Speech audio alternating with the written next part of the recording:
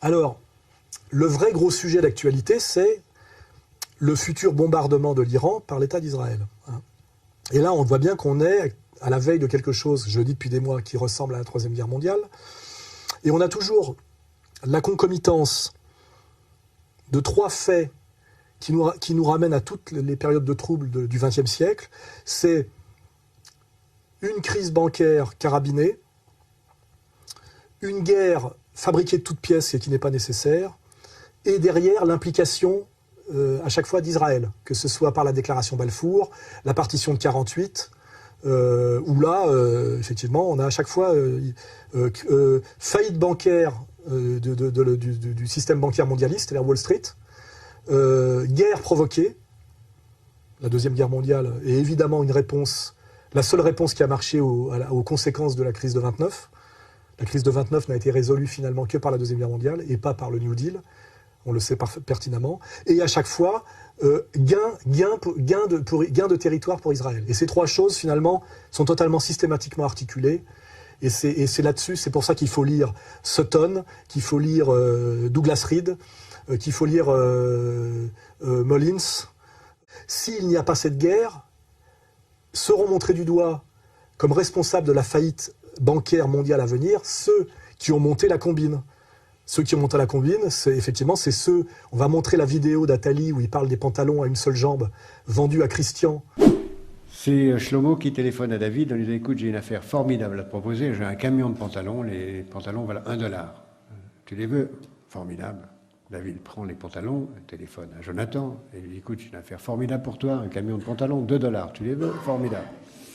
Jonathan téléphone à Shaul qui propose $3 et l'histoire continue.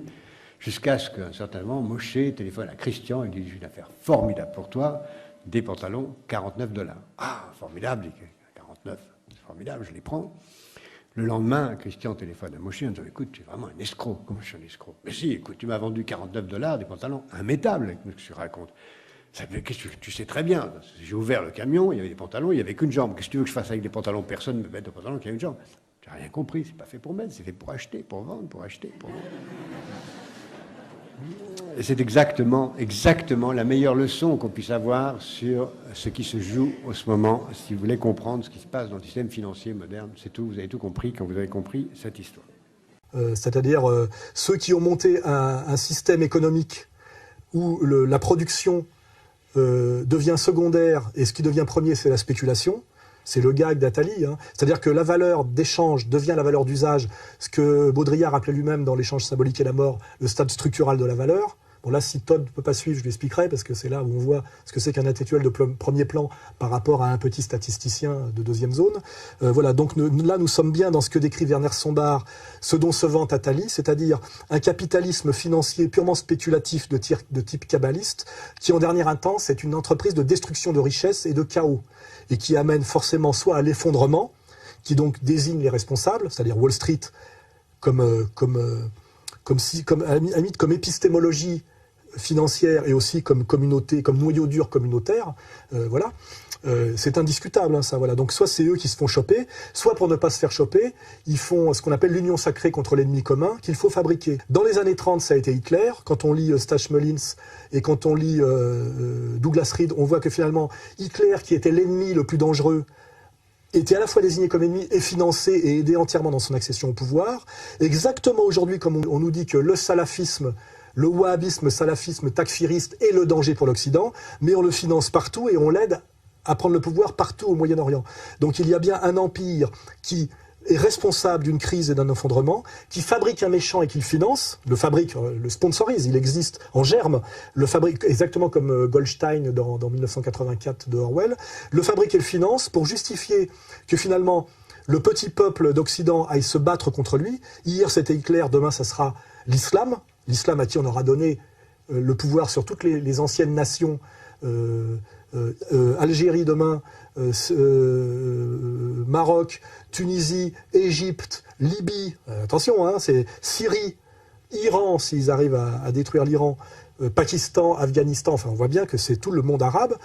Donc on aura on aura sponsorisé l'ennemi, exigé l'union sacrée contre l'ennemi commun, et là on voit bien les pubs sur les bus américains qu'on va remontrer, pour finalement faire un énorme bain de sang, ça c'est bagatelle pour un massacre, pour finalement que là, les mêmes élites rebondissent, non seulement ne soient pas vouées aux gémonies pour leurs responsabilités, mais rebondissent et fassent la culbute au niveau de la puissance d'argent, puisque la guerre est quelque chose d'éminemment rentable pour ceux qui vendent les armes et qui prêtent l'argent. Il suffit de voir qui prête l'argent pour les guerres et qui vend les armes. Et surtout, là, on renvoie au livre de Sheikh Imran Hossein, Jérusalem dans le Coran, dont je suis l'éditeur pour la France, que derrière, comme la guerre de 14 a permis la déclaration Balfour et le foyer juif en Palestine, la Deuxième Guerre mondiale a permis 48, c'est-à-dire la création d'un État juif et la partition de 48, et la Troisième Guerre mondiale, qui se fera plus cette fois, qui se fera contre le nouvel Hitler, hein, on a bien BHL qui fait son numéro de saillant. L'islamisme radical, c'est le dernier fruit, c'est le dernier bourgeon de la vieille histoire européenne des années 30, c'est-à-dire le nazisme. Le fascisme islamique, etc., c'est-à-dire contre Ahmadinejad et tout ce que ça entraînera demain. Donc on aura bien, par cette guerre, contre un salafisme sponsorisé et totalement impuissant, je dirais militairement et inefficace, et je dirais même financé pour ça, on aura, comme le dit à mon avis Sheikh Imran Hossein, une pseudo-guerre de défense d'Israël menacée effectivement par ce salafisme qui les entoure et qui ont été entièrement mis en place par eux via l'argent du Qatar, via l'idéologie saoudienne et via la destruction de tout ce qui résiste authentiquement, les nations arabe issu du panarabisme ou un islam non dévoyé, c'est-à-dire qui ne passe pas par les islamo-racailles payés par les islamo-sionistes, c'est-à-dire par les djihadistes que nous trouvons aujourd'hui en Syrie et qui viennent souvent d'ailleurs de Libye, qui sont les islamo-racailles, des voyous payés 7 fois le minimum salarial pour assassiner systématiquement en criant Allah Akbar chaque fois qu'une caméra se présente. Il faut savoir qu'ils sont payés pour crier à l'Akbar et payés pour les sionistes par les Saoudiens et les Qataris, parce que les sionistes sont en plus payés par leurs partenaires minoritaires. Hein. En plus, c'est toujours très bien pensé globalement, ça rapporte à tous les niveaux. Donc nous aurons cette troisième guerre défensive après la guerre de 66 et la guerre du Kippour, qui officiellement nous sera présentée comme une défense de la petite élite européenne judéo-chrétienne, on va dire, qui représente le génie occidental face au monde des sauvages, qui plaît tant aujourd'hui à Madame Joubert, voilà les fameux rebelles syriens, et qui amènera au Grand Israël, comme je le dis, qui est le seul moment où Israël peut être viable par lui-même, après l'effondrement des États-Unis et peut-être même le lâchage des États-Unis, c'est-à-dire cet Israël qui correspond au projet sioniste originel, qui est Israël de l'Euphrate au Nil, qui correspond au drapeau israélien, hein, et qui permettra à Jérusalem de devenir la capitale du nouvel ordre mondial et du monde, et qui sera le lieu de vente et de convergence de toutes les énergies fossiles et gazières, c'est-à-dire enfin un Israël viable totalement par ses ressources, et non pas un Israël qui ne vit que par la manipulation via le lobby sioniste de l'empire en voie d'effondrement américain. Hein, voilà. Et que finalement, ceux qui payeront les pots cassés de cette conflagration qui passe par une agression de l'Iran seront, je le dis, en premier lieu le petit peuple israélien qui sera sacrifié par ces élites mondialistes oligarchiques, comme le petit peuple juif polonais, russo-polonais et allemand a été sacrifié par les élites juives américaines, on le sait, par des lettres de rabbins qui se plaignent pour effectivement que la Shoah permette la partition de 48. On a des lettres de rabbins qui se plaignent que les élites juives américaines les sacrifient et les condamnent à mort parce qu'ils ne laissent pas le pouvoir hitlérien, via les négociations de Himmler, les laisser partir contre de l'argent dans les pays. Hein, tout ça est tracé de A à Z. Et la phrase, effectivement, des élites sionistes américaines, ça renvoie à Netanyahou, qui est un Américain, qui n'est pas le petit peuple d'Israël, qui disait bien à l'époque, tout juif qui ne meurt pas en Palestine, il vaut mieux pour l'Israël de demain qu'il meure dans le Reich allemand. Hein, c'était ça la phrase. Il ne faut pas oublier qu'il y a à l'intérieur de la communauté juive, une lutte des classes féroce entre la masse juive et ses élites juives, qui est cachée par deux facteurs importants, qui est le tribalisme, c'est-à-dire l'incroyable solidarité tribale produite au forceps par les élites juives, qui est une paranoïa d'État. On le voit en voyant le film Diffamation. מלבד זה יוצא איתכם גם מאבטחים, יוצאים איתכם מאבטחים. המאבטחים לא יאפשרו לכם ליצור שום קשר עם האוכלוסייה המקומית. תפגשו שם אנשים שלא אוהבים אותנו. תראו, לא אוהבים אותנו, תחשבו שאתם סלי. כאילו מגדלים אותנו מגיל קטן על זה שאנחנו נדע שיש לנו שונאים. צרפת היא אנטישמית, גרמניה היא אנטישמית. המדינות בדרום אמריקה הן אנטישמיות. אני לא רוצה לדבר על המדינות המוסלמיות, כי על זה לא מדברים בכלל. הם למעשה כולם. ליטא נשארה אנטישמית, כל המדינות הבלטיות. אבל גם המדינות במערב, אנגליה היא אנטישמית. Aussi par un autre facteur qui est la thèse d'Abraham Léon du peuple classe, c'est que c'est globalement un peuple monoclasse, donc c'est-à-dire que les antagonismes de classe à l'intérieur du monde juif ne sont pas un antagonisme prolétariat-bourgeoisie. C'est un antagonisme intérêt supérieur de la communauté à terme. Voilà.